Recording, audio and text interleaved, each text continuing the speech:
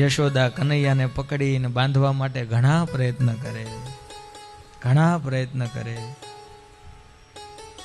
પણ ભગવાન હાથમાં આવતા નથી. હાથમાં લાકડી છે. લાકડી એટલે હું બહુ સરસ કથા છે ભયા. લાકડી એ શું તો કે સાધના છે. શું છે? સાધન છે. શું છે? સાધન છે. લાકડી શું છે સમજાય છે ને બધાને? સાધન એટલે શું તો કે યશોદા એના આશરે ઊભી છે કે આ લાકડી છે ને હમણાં કનૈયાને પકડી લેશે. એમ આપણે બધા સાધન, કયું સાધન?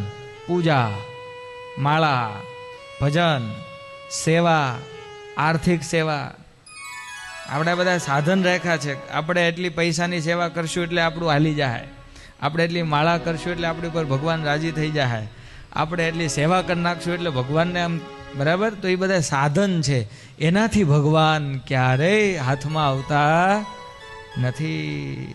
ત્યક્ત્વા યષ્ટિ સુતમ ભીતમ, એવું ભાગવતમાં લખ્યું કે યશોદા જ્યારે થાકીને બેસી ગયા અને કનૈયાને કીધું બાપ હવે પકડાઈ જા ને,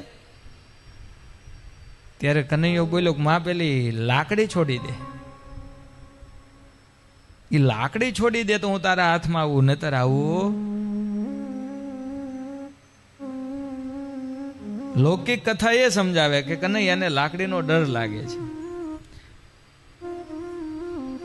પણ આધ્યાત્મિક કથા એ છે કે યશોદાને લાકડી ઉપર ભરોસો છે. એટલે કનૈયો એમ કહેવા માંગે છે કે જ્યાં સુધી તું લાકડી ઉપર ભરોસો રાખીશ ને ત્યાં સુધી હું તારા હાથમાં આવીશ નહીં. એટલે યશોદાએ લાકડીનો જેવો ત્યાગ કર્યો એટલે કનૈયો હાથમાં આવી ગયો. વળી કનૈયો હાથમાં આવ્યો ને એટલે યશોદાએ નક્કી કર્યું ખાંડણીએ બાંધી દઉં. તો એ શું થયું? સાધન થયું. સમજ્યા? આપણે માળા છોડી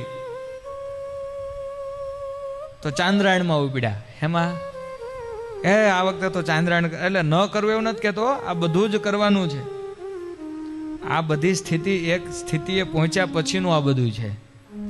પણ કહેવાનું એ છે કે આપણે એમ માનતા હોય કે હું નિયમ પાળીને હું ભગવાનને રીઝવીને ભગવાનને મારા વશ કરી લઉં, તો ક્યારેય ભગવાન કોઈને એવી રીતના વશ થયા નથી. જે મન સોંપે, ભગવાનને જે સમર્પિત થાય એને જ ભગવાન વશ થાય છે. કોઈ સાધનથી ભગવાન વશ થતા નથી. વળી યશોદાએ શું નક્કી કર્યું કે ખાંડણીએ બાંધી દઉં. તો એ પણ એક પ્રકારનું સાધન છે. આખા ગામ એના ઘરના જેટલા પણ દોરડા હતા ને ભેગા કરીને ગાંઠો મારી, પણ બાંધવા જાય ને એટલે કેટલા? 2 આંગળ ટૂંકું પડે. કેટલું ટૂંકું પડે ભાઈ? વળી એકાદું દોરડું લઈ આવે ગાંઠ મારીને બાંધવા જાય તો 2 આંગળ. આમ જો ને તો આપણો વ્યવહાર આવો જ છે. આખું વર્ષ મહેનત કરીને હિસાબ માંડો ને કે થોડુંક જો થઈ ગયું હોત ને કામ થઈ જાય. વળી બીજા વર્ષે વધારીએ, વળી પાછું એમ થાય થોડુંક જો થઈ ગયું તો કામ. સમજાય છે ને? આમ ને આમ આપણે આખી જિંદગી પૂરી થઈ જાય પણ 2 આંગળ પૂરા થતા નથી. હા, 2 આંગળ પૂરા નથી થતા. યશોદાએ આખા ઘરના દોરડા ભેગા કર્યા પણ ભગવાન બંધાયા ન બંધાયા. ત્યારે યશોદા થાક્યા અને વળી હાથ જોડા બાપ બંધાને. ત્યારે કહે છે તું જો હવે હાથ જોડતી હોય તો બંધાઈ જાઓ. અને તરત જ ભગવાન છે ખાંડણીએ બંધાણા છે. એમ આ કથા શું સમજાવે કે સોનાની સાંકળે લાવો તો ભગવાન આવે નહીં, પણ પ્રેમનો તાંતણો હોય તો ભગવાન. એટલે કીધું ને તાહી આહિર કી છોહરિયા છસ્યાવર છાશ પે નાચ નચાવે. બ્રહ્માજી જેવા બ્રહ્માજી વર્ષો સુધી ભગવાનને પ્રાર્થના કરે તો ભગવાન કૃષ્ણ નારાયણ એ આ પૃથ્વી પર પધારે નહીં. અને એ જ ભગવાન કૃષ્ણ એ ગોકુળની ગોવાળણો એવા ભગવાનને પ્રેમને વશ કર્યા, એવા વશ કર્યા કે કનૈયાને એમ કે કનૈયા છાશ પીવી છે? તો કે હા, જો તારે છાશ પીવી ને તો થોડી વાર ઠુમકા લગાવ. જો તું થોડી વાર નાચ અને ઠુમકા લગાવે ને તો હું તને હમણાં લોટો ભરીને છાશ આપું. હમણાં લોટો ભરીને છાશ આપું. અને ત્યાં કનૈયો ઠુમકા મારવા મળે. તાહી આહિર કી છોહરિયા એટલે આહિર એટલે ગોવાળો, છોહરિયા એટલે એની દીકરીઓ.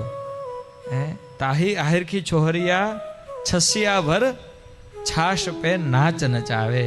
હા, એક છાશના ઘૂંટડા માટે અનંત કોટી બ્રહ્માંડના નારાયણને આજે નચાવે છે. આખા જગતને નચાવનારો ખાલી છાશ માટે આજે ગોકુળના આ એ ઝૂંપડાની અંદર આજે નાચી રહ્યા છે, કારણ કે પ્રેમ છે. હા.